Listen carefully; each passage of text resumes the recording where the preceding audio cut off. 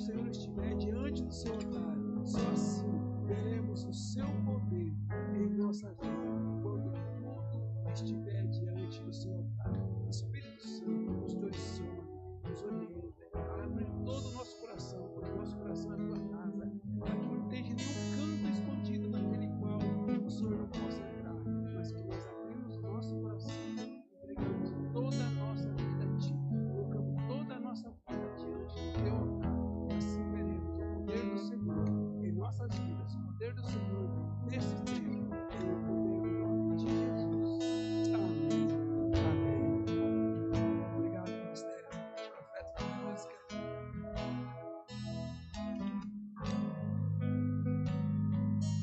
Bom final de tarde a todos, início de noite. Que Deus possa estar abençoando a vida de todos nesse momento e que o Espírito Santo possa continuar ministrando ao nosso coração, porque Ele já está ministrando, já iniciou, como aprendemos que o culto não começa no momento em que se inicia aqui nesse local, mas o culto começa quando nós despertamos para mais um dia, né? Quando a misericórdia do Senhor se renova sobre nós, nos concedendo mais um dia, ali já inicia mais um dia de culto e louvor ao nosso Deus. E que neste dia, nesse início de noite, possamos colocar toda a vida, toda a nossa vida diante do altar do Senhor, para que o Senhor possa estar ministrando aos nossos corações, transformando tudo aquilo que tem que ser transformado, mudando tudo aquilo que tem que ser mudado e renovando tudo aquilo que tem que ser renovado e transformando a nossa vida, todo o nosso ser. Como já temos falado, né, como é difícil estarmos cultuando ao Senhor nesse tempo, em culto online, mas que você aí em sua casa, o Espírito Santo, possa estar ministrando ao seu coração, como nós poucos que estamos aqui, tenho certeza que o Senhor, o Espírito Santo de Deus, já está e continuará ministrando aos seus corações. Peço sua atenção nessa noite, início de noite, serei breve, mas no final dessa palavra, creio que o Senhor tem uma palavra profética para o meu e para o nosso coração. E o que o Senhor colocou no meu coração foi algo bem interessante. Eu estava assistindo, estava ouvindo a palavra de Deus no domingo de manhã, no último domingo que passou, e a pastora Deusdete, missionária, né, estava pregando, e ela terminou sua pregação, né, e muitos que estavam ali em casa, filhos, esposa, alguns foram saindo, né, fazendo tudo aquele afazer que tinha que fazer, e eu fiquei até o final, quando o apóstolo veio trazer aquela palavra apostólica, a palavra de encerramento do culto, e naquele último minuto o Espírito Santo falou ao meu coração, foi quando gerou essa palavra.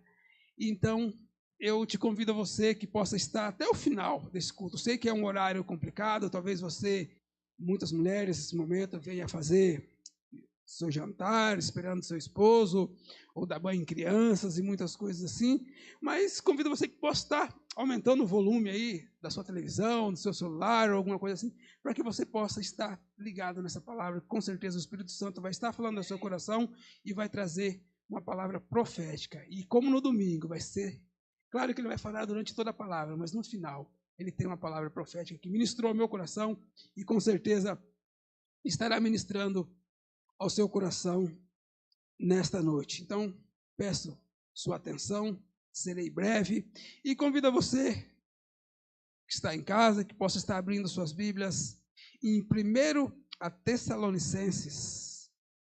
Estou lendo a minha linguagem atualizada, se encontra ali na página 1173, por volta assim, né, 1200, 1670, bem próximo por aí. 1 Tessalonicenses, capítulo 5. 1 Tessalonicenses, capítulo 5. Eu vou estar lendo porque é apenas um versículo que estaremos lendo nesse momento, mas durante essa palavra, estaremos vendo o contexto desse texto. 1 Tessalonicenses, capítulo 5, verso 17, a palavra de Deus diz assim: orai sem cessar. Você que está aí em sua casa, você que está aqui, convido você que esteja repetindo essa palavra comigo, versículo 17. Vamos lá então todos juntos, você em casa, nós que estamos aqui. Orai sem cessar. Essa é uma palavra que Jesus já nos ensinou e agora Paulo está nos ensinando aos Tessalonicenses, ensinando a nós também. Orai sem cessar. Oremos ao Senhor. Senhor Deus e Pai, muito obrigado por mais esse dia, por mais essa oportunidade que estamos diante da Tua presença, diante da Tua palavra que foi lida nesse momento, Senhor Deus. Agora nos dê a revelação da Sua palavra, Senhor Deus. Ministre, Senhor Deus, aos nossos corações. Como eu sempre tenho dito, eu não sou, não sei e não posso. Não sei as vidas, ó Pai, que estão do outro lado dessa tela, ouvindo essa palavra, ou que ouvirão em outras horas, em outro horário, em outro momento, pela internet, Senhor Deus, mas que o Seu Espírito Santo esteja revelando a Sua palavra a cada coração, em nome de Jesus. Amém.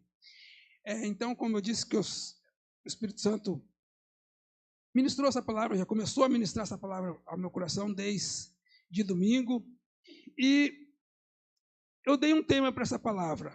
Esse tema já foi ministrado pela pastora Deodete, não tema, mas ela falou algo sobre isso, e eu usei como tema para essa palavra, para que não seja esquecida, seja mais fácil gravar. Não ouça quem não tem vidas, ouça os vivos. Ou não ouça os mortos, mas ouça os vivos. Nesse momento tão difícil que estamos vivendo, de pandemia, principalmente nesse horário agora, próximo das 6 da tarde, onde tem muitos jornais, muitos são tentados a ligar suas televisões ali e ouvirem pessoas que trazem palavras que muitas vezes não edificam as nossas vidas, só nos traz tristeza e aflições, trazendo ainda mais aflições à nossa vida. Então o tema é: não ouça quem não tem vida, quem não tem nada para acrescentar a você, ouça quem tem algo para te dar, ouça os vivos, e nada mais do que vivo do que a palavra de Deus, que é atual, que é mais atual do que o jornal que vai sair amanhã. Então, nada melhor do que ouvirmos a palavra de Deus. E a minha Bíblia tem alguns comentários, né? E ela fala aqui no rodapé do versículo 17 algo bem interessante desse texto que lemos aqui, 1 Tessalonicenses 5, 17. E aqui no rodapé diz a respeito na minha Bíblia: orai sem cessar. Esta mesma expressão é usada para se referir a uma tosse interminante. Era assim que Paulo orava pelos Tessalonicenses. Olha só como é algo atual para a nossa vida. Então, esse orar sem cessar para o tradutor da Bíblia, que ele coloca como Paulo, essa mesma expressão é usada para se referir a uma tosse interminante. E não é o que estamos vivendo nos dias de hoje. Hoje, se uma pessoa começar a tossir perto da gente, ou o que muitos estão vivendo ali, começa espalhando, passando para o outro, que esse vírus inicia mais ou menos, pelo menos comigo iniciou com a tosse. E o que a palavra de Deus nos diz? Como esse vírus que está se propagando nesse tempo, assim muito mais deve ser a nossa oração. Como esse vírus está aí diante da humanidade sem cessar, assim deve ser, ou muito mais, a nossa oração, sem cessar, interminantemente, sem cessar, deve ser as nossas orações. Da mesma maneira que esse vírus aumenta, muito mais deve aumentar as nossas orações ao Senhor nosso Deus. E também esse texto ele traz uma referência lá no capítulo 2, versículo 13, que diz: outra razão ainda temos nós para incessantemente dar graças a Deus, é que tendo vós recebido a palavra que de nós ouvistes, que é de Deus, escolheste não como palavra de homens, e sim como em verdade é a palavra de Deus, a qual, com efeito, está operando eficazmente em vós, o que credes. Então, oração com palavra de Deus. E a palavra de Deus opera na vida daquele que crê. Aquele que crê no poder do Evangelho, aquele que crê na palavra de Deus, na Bíblia Sagrada. Então, unindo palavra de Deus e oração, sem cessar. Assim deve ser a nossa vida. Não só nesse momento de pandemia, mas muito mais agora, mas em todo momento da nossa vida. Oração e palavra de Deus, sem cessar. E nesse texto, eu peguei pelo menos 3 motivos para que nós devemos orar sem cessar. O primeiro deles está lá em 1 Tessalonicenses 5, 12 e 13. Diz assim: agora vos rogamos, irmãos, que acatai com apreço os que trabalham entre vós e os que vos presidem no Senhor, e vos admoestais, e que os tenhais com amor em máxima consideração, por causa do trabalho que realiza. Aqui a palavra de Deus diz que um dos motivos que devemos orar sem cessar, por aqueles que nos presidem no Senhor, pela nossa liderança, pelos nossos pastores. É uma linguagem mais atualizada, né, diz assim, linguagem de hoje diz: irmãos, pedimos a vocês que respeitem aqueles que trabalham entre vocês, isto é, aqueles que foram escolhidos pelo Senhor para guiá-los e ensiná-los. Primeiro motivo, respeitar aqueles nos quais são chamados pelo Senhor para nos ensinar, para nos orientar e muito mais. Orarmos pela nossa liderança. Não só liderança eclesiástica, pastores, mas também autoridade constituída sobre nós, presidente, governador, prefeito e muitos outros assim. Todos aqueles que têm algum tipo de governo sobre nós. É o motivo de orarmos sem cessar por cada um deles. E, mais uma vez, gostaria de ver o comentário que diz aqui: os líderes da igreja devem trabalhar, presidir e admoestar aqueles que estão sobre sua responsabilidade. Então, aqui fala de liderança eclesiástica. Então, da mesma maneira que devemos respeitá-los, devemos orar por eles. E se queremos, muitas vezes a gente pensa, mas eles são seres humanos como nós. E se nós queremos que eles agem em espírito, trazendo a verdadeira revelação de Cristo para nós, nós devemos estar os sustentando em oração. Em todo momento, orar sem cessar pela nossa liderança. Não só na igreja, mas também a nossa liderança no governo. E, mais uma vez, eu coloquei aqui como tema: não ouça os sem vidas, mas os vivos. Aí é nesse momento onde devemos buscar a direção aos líderes espirituais. Buscar a orientação do Espírito Santo, falando do nosso coração. E até mesmo como os bereanos, né?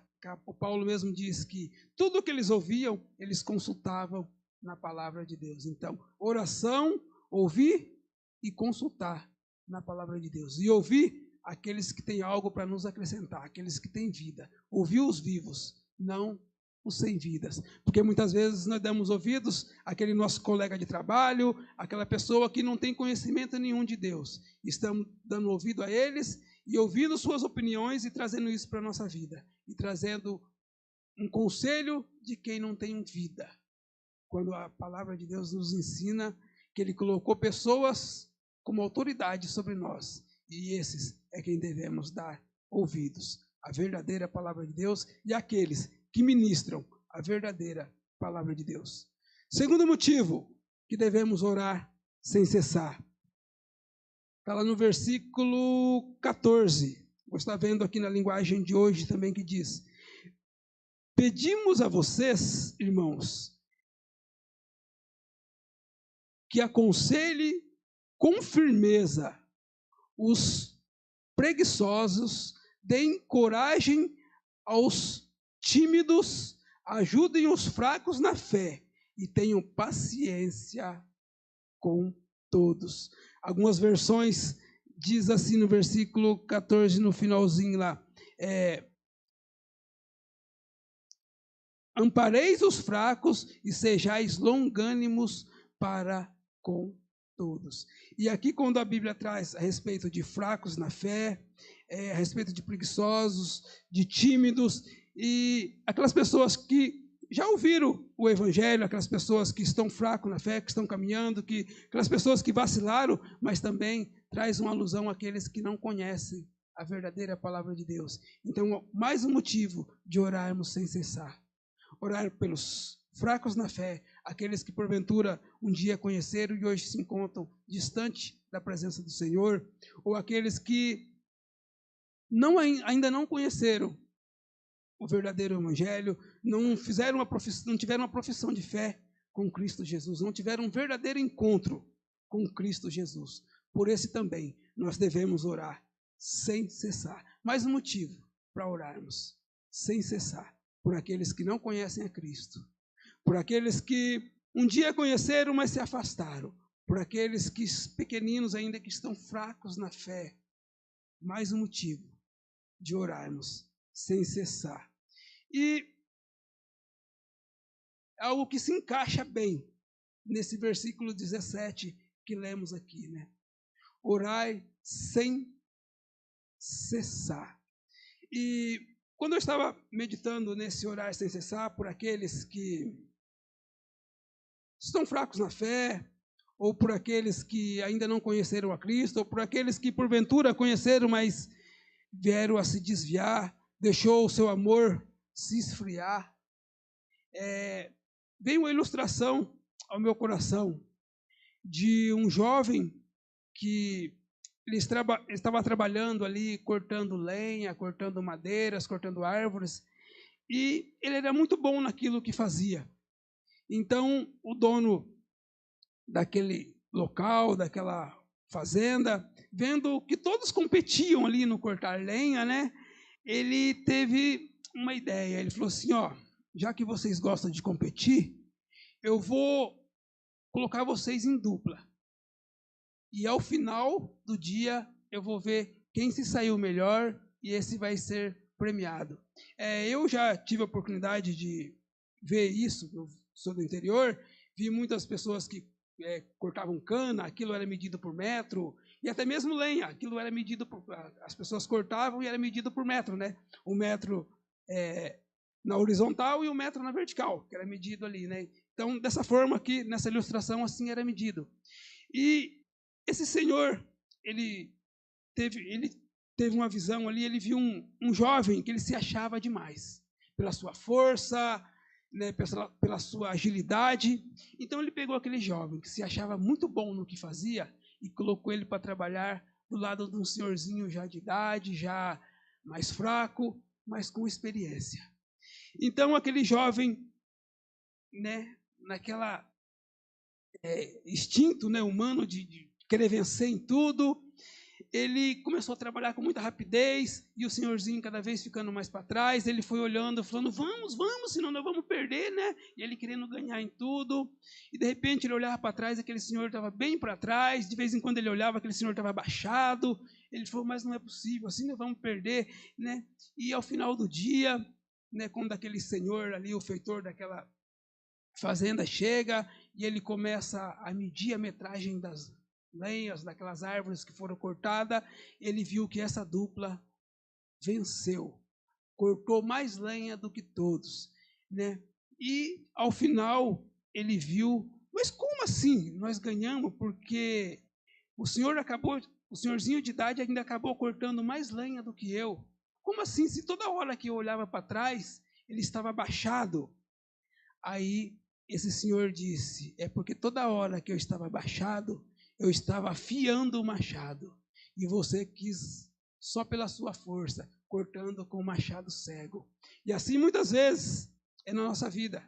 Quando a gente quer orientar alguém, a gente quer orientar pela nossa própria força e não quer afiar o machado.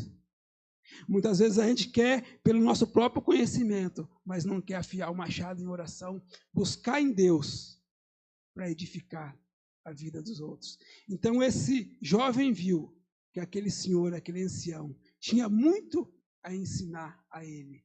E aqui entra o tema dessa palavra, que devemos dar ouvido para quem tem vida. Ouvir quem tem algo para nos acrescentar. Quem tem algo que nos leva para o mais próximo de Deus, não que nos afaste. Dar ouvido, nesses dias, à palavra de Deus, não à televisão. Porque a televisão hoje em dia quer resolver tudo pela força, né?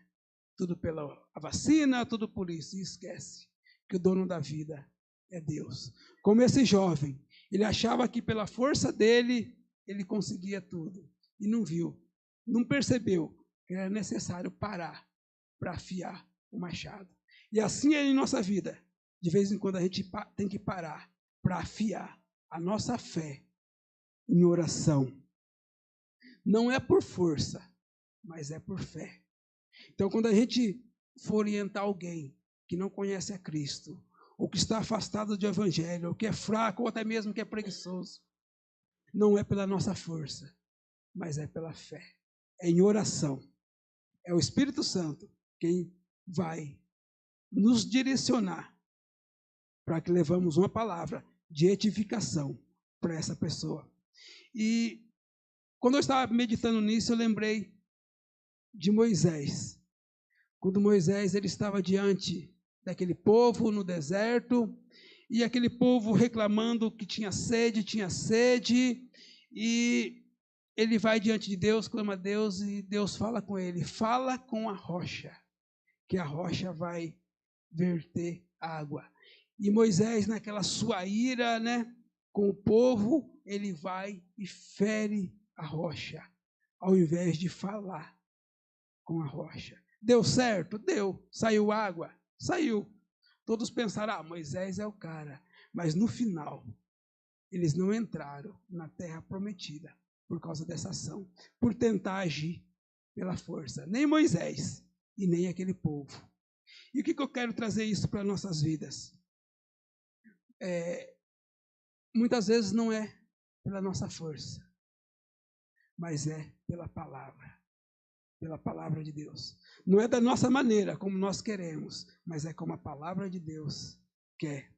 E quando eu estava meditando nisso, o Espírito Santo falou ao meu coração, que como aquela rocha, muitas vezes é o meu coração, é o coração, talvez o seu que está aí ouvindo nessa noite. Mas o Espírito Santo falou ao meu coração, que essa rocha simboliza o meu coração. E a palavra de Deus tem que quebrar o meu coração para verter, mas não somente água viva, mas verter lágrimas de quebrantamento e arrependimento de pecados. Porque muitas vezes a gente até se arrepende dos nossos pecados, mas não verte lágrimas mesmo, aquele quebrantamento mesmo pelos nossos pecados diante de Deus. E nós estamos vivendo um tempo em que é necessário haver quebrantamento da humanidade diante de seus pecados, diante de Deus. E muitos corações de pedra têm que ser quebrados para que vertam água viva, mas que também vertam lágrimas. Não lágrimas de tristeza por esse momento em que estamos vivendo, mas lágrimas de tristeza pelos nossos pecados. Porque todos nós somos pecadores. E quando eu estava vendo também essa palavra, me veio um texto à mente. Gostaria que vocês abrissem suas Bíblias lá em Ezequiel 37. Ezequiel 37 é um texto também muito conhecido. Ezequiel 37, versículos 7 e 8, a palavra de Deus diz: Então profetizei segundo me fora ordenado. Enquanto eu profetizava, houve um ruído, um barulho de osso que batiam contra ossos, e se ajuntavam cada osso ao seu osso. Olhei, e eis que havia tendões sobre eles, e cresceram as carnes, e se estendeu a pele sobre ele, mas não havia nele espírito. E aqui o Espírito Santo ministrou bem forte ao meu coração. Muitas vezes, vou citar um exemplo, a gente tem um familiar que vive uma vida, sei lá, talvez terrível.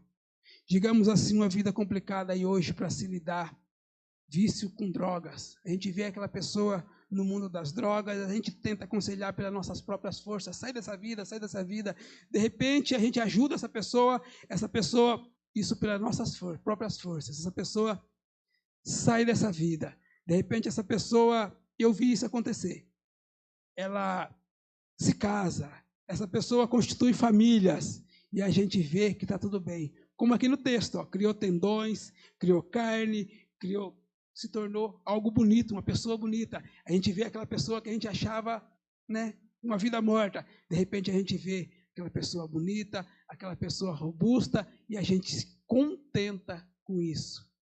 E a palavra de Deus diz aqui, ó, no finalzinho do versículo 8, ó, não havia nele espírito. E a gente se contenta em ver a pessoa sair das drogas, a pessoa sair do vício, a gente se contenta com isso. Mas não é só isso, porque ainda não há o Espírito Santo de Deus sobre a vida dessa pessoa. E eu gostaria de ler um comentário que tem aqui no rodapé da minha Bíblia sobre esses 2 versículos. Não havia neles espírito, a fim de restaurar Israel. Aqui o profeta está falando como se fosse Israel. Deus teria que soprar vida no povo, exatamente como fez com Adão. E nada mais diferente do que é nos dias de hoje. Como Deus precisa soprar vida sobre as nações, como Deus precisa soprar vida sobre o povo. E hoje, muitas vezes, Deus, Ele não vai descer lá do céu e soprar Ele mesmo. Por isso que Ele designou a sua igreja na terra para profetizar vida sobre essas pessoas. Profetizar vida e vida em abundância. Não apenas, como eu citei aqui, aquele exemplo de pessoas que talvez deixam vício, constituem família, aquela pessoa que a gente olhava para ela na rua, aquela pessoa estava acabada, feia, de repente ela se torna uma pessoa bonita, robusta, forte, saudável, e a gente se contenta com isso. Não, a gente tem que profetizar também o Espírito Santo de Deus sobre a vida dessas pessoas, como foi com Adão, como Deus fez com Adão. Só que ali havia Adão e Deus visitava ele todos os dias. Hoje, Deus constituiu a igreja. Jesus veio ao mundo, morreu, ressuscitou, subiu aos céus, deixou o seu Espírito Santo, mas também designou, criou, fundou a sua igreja aqui na terra, para que a sua igreja fizesse esse trabalho, para que a sua igreja profetizasse vidas, para que a sua igreja soprasse vida sobre essas pessoas. E nesse momento de pandemia, um momento tão difícil, somos nós que devemos profetizar vida sobre essas pessoas. E se talvez hoje você que está aí me ouvindo na sua casa se encontra em aflições, talvez sobrevivendo, não tendo uma vida em abundância, só pode encontrar essa vida em Jesus Cristo. Somente Jesus Cristo é quem pode dar essa vida verdadeira. E eu fiz mais um comentário. O que quebra a rocha é a palavra de Deus. Se eu bater, não foi o Senhor, foi eu mesmo. Então eu vou citar um exemplo de um familiar meu aqui. Ele é dessa igreja, mas se encontra meio afastado. Como eu li nesse texto aqui. Esse meio morno, meio frio na fé. Como o texto aqui no versículo 14 diz, aqui mesmo, ele afirma, daqueles que estão fracos na fé. Ele estava vivendo em outra cidade, uma vida complicada, até mesmo quase entrando no vício, e nós trouxemos ele, arrumamos emprego para ele, graças a Deus, está nesse emprego até hoje, já há mais de 10 anos, constituiu famílias, tudo, o Espírito Santo soprou sobre ele, Deus soprou seu Espírito sobre ele, e ele se filiou à igreja, mas hoje se encontra como esse aqui, fraco na fé. E hoje o que precisa de nós, como igreja, profetizar de novo salvação e fortalecimento sobre a vida dele. Não devemos nos conformar. Por quê? Porque hoje ele é uma pessoa robusta, uma pessoa bonita, né? Uma pessoa que trabalha, que tem sua família. Não devemos nos conformar só com isso, porque a nossa vida não é só aqui. Nossa vida não é terrena, a nossa vida é no céu com Cristo. A nossa vida é eterna. Aqui é passageiro. Não devemos ajuntar tesouros aqui nessa terra, mas sim tesouros no céu.